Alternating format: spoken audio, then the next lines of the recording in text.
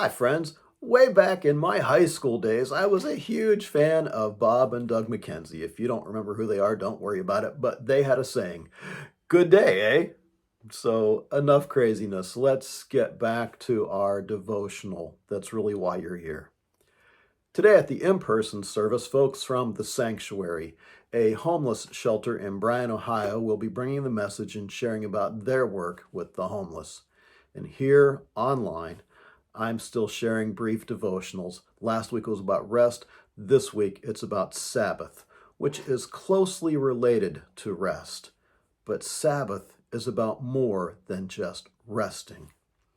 Matthew Sleeth, my go-to expert on Sabbath, says, something is missing from our lives, something that until now had safely been passed along generation upon generation.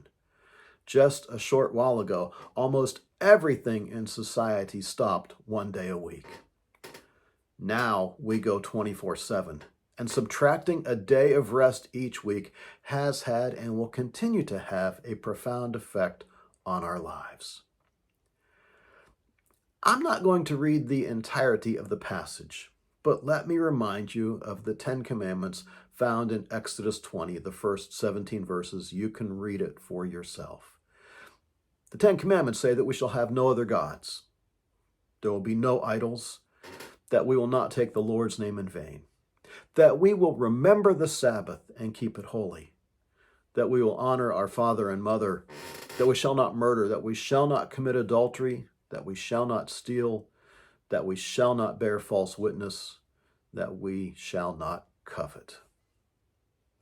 Now, the first three commandments concern our relationship with God, and the last six commandments have to do with our relationship with each other. The fourth commandment, Matthew Sleeth notes, is a bridge between these two sections. He says that the covenant of Sabbath is like a marriage agreement between God and his people. And breaking the Sabbath would be akin to a wife taking off her wedding band and throwing it in her husband's face on national television. That is a powerful image.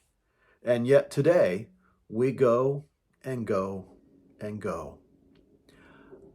I don't know what it will look like for you, but I really want to challenge you and myself to return to a Sabbath mentality, to take one day a week to rest and focus on your relationship with family and friends and God.